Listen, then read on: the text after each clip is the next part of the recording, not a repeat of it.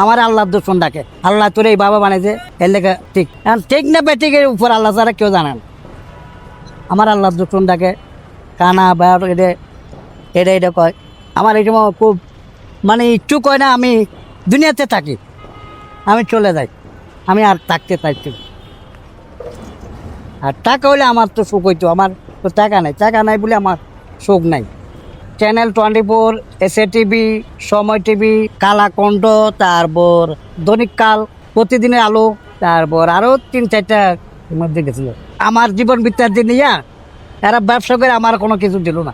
হ্যাঁ, মানুষের থেকে আর্থিক অবস্থা, টাকা পয়সা চায়ে সিচে লইয়া সাহায্য লইয়া মায়ে করে বিয়ে দিছি, দুনো মাইয়েরে।